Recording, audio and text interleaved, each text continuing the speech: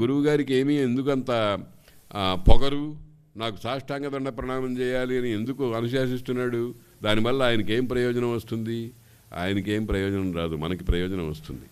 సాష్టాంగ దండ ప్రణామం చేయటం అంటే అర్థం ఏమిటంటే నాలోని అహంకారము అనేది లేకుండా చేసుకుంటున్నాను అని చెప్పటం. మనకు భయంకరమైన రోగాలు 2 ఉన్నాయని అనేక పర్యాయాలు చెప్పుకున్నాం. ఒకటి అహంకారము, ఇంకొకటి మమకారము. నాది నేను అనుకోవటం. ఈ నాది నేను అనేవి 2 కూడా పెద్ద భయంకరమైనటువంటి తెరలు. సాష్టాంగ దండ ప్రణామం చేయటంలో మనకు అటువంటి భావన వస్తుంది. అంటే అయ్యా నేనేం లేను, నేను నీలో ఉండేటువంటి ఆత్మతత్వాన్ని గ్రహించడానికి సంసిద్ధంగా ఉన్నాను, నాలో ఉండేటువంటి మమకారాన్ని అహంకారాన్ని దార్చి వేసుకుంటున్నాను అనే దాన్ని ప్రతీకాత్మకంగా చెప్పడం ప్రణిపాతం. తద్విద్ధి ప్రణిపాతేన. తరువాత పరిప్రశ్నేన, అడగాలి, చాలా జాగ్రత్తగా అడగాలి. ఏంటంటే దీని సంగతి ఏంటి అన్నట్టుగా అడిగితే అది చాలా అసహ్యమైనటువంటిది, అవతల వాడికి చెప్పబుద్ధి కాదు. ఒకవేళ చెప్పిన వంచనతో చెప్తాడు, సరైనటువంటి విషయం చెప్పాడు. పరిప్రశ్న చేస్తూ ఉండాలి. ఆ పరిప్రశ్న అంటే ఏమిటి? నాకు ఇది తెలుసుకోవాలి అని ఉంది అనేటువంటి విషయాన్ని అవతల వానికి తెలియజేసేట్టుగా మళ్ళీ మళ్ళీ మళ్ళీ మళ్ళీ అడుగుతూ ఉండాలి. పాతకాలపు గురువులు ఎవడైనా దొరికితే చాలు, పట్రా నీకు పాఠం చెబుతాను అని అనేవాడు కాదు. వాడు సాధారణంగా ఒక పట్టాన్ని నోరు విప్పి పాఠం చెప్పేవారు కాదు. అందుకనే ప్రశ్నోపనిషత్తు అని ఒక ఉపనిషత్తు ఉంది. అందులో 6 శిష్యులు పిప్పలాదుడనేటువంటి మహర్షి దగ్గరికి వెళ్ళి అయ్యా మాకు బ్రహ్మతత్వాన్ని గురించి చెప్పండి అని అడిగితే ఆయన ఎంత మంచి విద్యార్థులు దొరికారు, చాలా దాహం ఉన్నటువంటి వాళ్ళు వచ్చారు అని, కూర్చోండిరా మీకు చెబుతాను అని చెప్పలే. ఒరే నాయన, మీరు మా ఆశ్రమంలో 1 సంవత్సరం కాలం ఉండండి. సంవత్సరం కాలం, 1 రోజు కాదు 2 రోజులు కాదు, 365 రోజులు ఉండి అబ్జర్వ్ చేస్తూ ఉండండి, అన్నిటినీ పరిశీలన చేస్తూ ఉండండి. ఇక్కడ ఉండేటువంటి వాతావరణం అంతా చూడండి.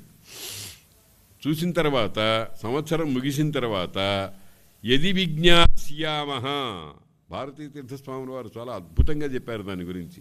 యది విజ్ఞాస్యామః, మాకు తెలిసే సంవత్సరం అయిన తర్వాత మీకు ఏం చెప్పాలో ఆ తత్వమంతా మాకు సంపూర్ణంగా తెలిసినట్టు మాకు నమ్మకం కలిగితే అప్పుడు చెబుతాము అన్నారు. అక్కడ శంకర భగవత్పాదుల వారు భాష్యంలో రాశారని భారతీ తీర్థస్వాముల వారు చెప్పారు. ఇది యది విజ్ఞాస్యామః అనేది సందేహాన్ని అభివ్యక్తం చేసే మాట కాదు, వినయానికి సంబంధించిన మాట. విద్య యొసగును వినయంబు అని కదా మనం మామూలుగా నేర్చుకున్నది. ఆ వినయం అంటే విద్యా విషయంలో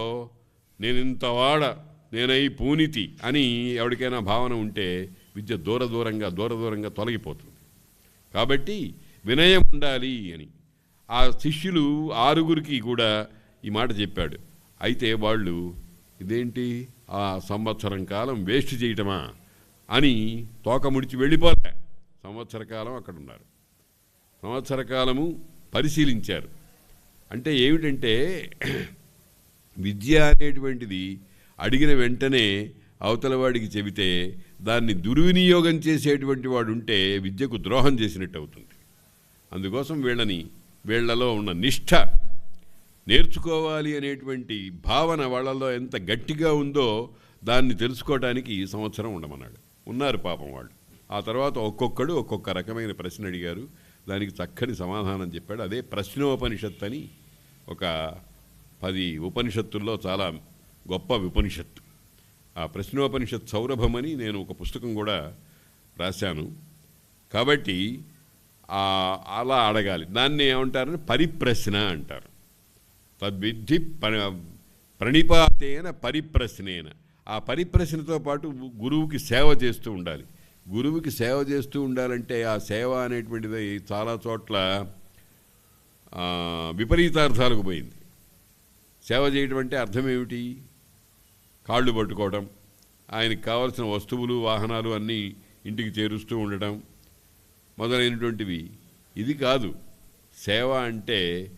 ఆ గురువునందు భగవంతుడు అనేటువంటి భావన పెంపొందుతూ అతనికి ఏది అవసరమవుతుందో దాన్ని చేస్తూ ఉండడం. చమత్కారంగా మా మా మాస్టర్ ఒక ఆయన ఒక విషయం చెప్పారు. హనుమంతుడు శ్రీరామచంద్రుడిని ఒక కోరిక కోరాట. స్వామి, చమత్కారంగా ఊరికేదా, అదేమి సత్యం కాదు, మనం దాన్ని యథాతథంగా తీసుకోనక్కర్లేదు. స్వామి, నాకు ఒక చిన్న వరం కావాలి అన్నాడు. ఏమిటయ్యా అంటే, ఏం లేదు, తమరు కూడా మానవ జన్మ ఎత్తినారు కనుక అప్పుడప్పుడు మీకు నిద్ర వస్తుంది, ఆవులింత వస్తుంది. ఆవులింత వచ్చినప్పుడు చిటిక వేస్తూ ఉండాలి కదా.